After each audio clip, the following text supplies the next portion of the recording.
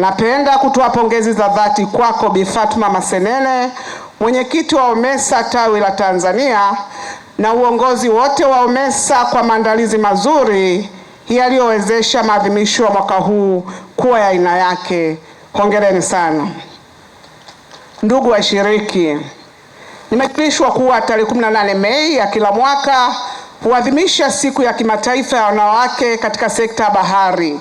Siku hii inaadhimishwa duniani kote na ni fursa muhimu kwa mataifa kutambua mchango wa wanawake, kuhamasisha ushiriki wao na kujadili namna bora ya kuondoa changamoto zinazowakabili katika utekelezaji wa majukumu yao.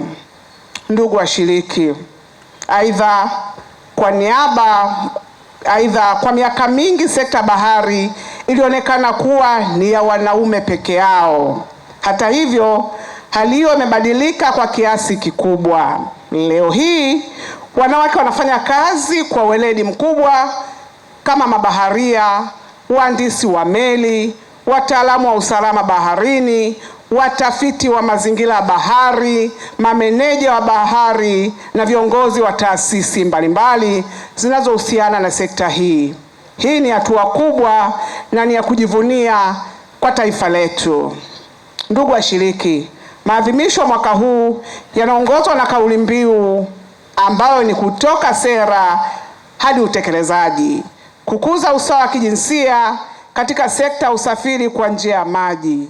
Kauli mbiu hii inaendana na malengo ya serikali inayosisitiza kuwa utekelezaji wenye matokeo kwa jamii. Aidha, inatukumbusha wajibu wetu kuhakikisha sera na mipango tunayoleta matokeo halisi kwa wanawake katika sekta hii muhimu. Vile vile inatukumbusha umuhimu wa kuwekeza na kuimarisha ushiriki wa wanawake katika nafasi ya ajira, maamuzi, uongozi na uwezeshaji wa ndani wa sekta bahari na usafiri wa maji. Ndugu washiriki, serikali inaendelea kuweka mazingira wezeshi kwa wanawake kushiriki katika sekta zote za maendeleo ikiwemo sekta ya usafiri kwa njia ya maji.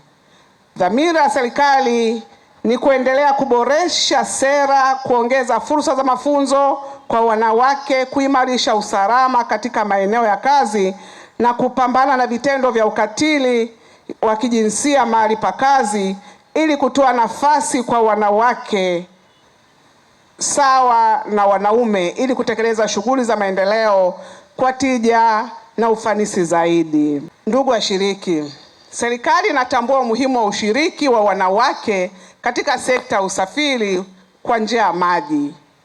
Kwa msingi huo, itaendelea jitihada zake za kuhakikisha wanawake na wasichana wanapata fursa sawa za kushiriki na kunufaika na sekta zote za kiuchumi.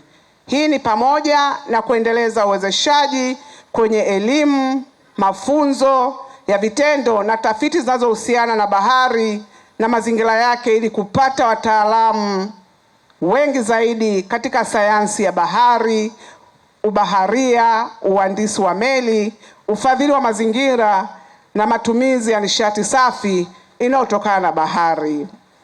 Ndugu washiriki, natambua kuwa mafanikio ya tukio hili yamewezekana kutokana na ushirikiano mzuri wa OMESA na wadau mnaoshirikiana nao, na wapongeza kwa mara nyingine tena kwa maandalizi mazuri yaliyowezesha maadhimisho haya kufanyika kwa ubora na kwa mpangilio mzuri.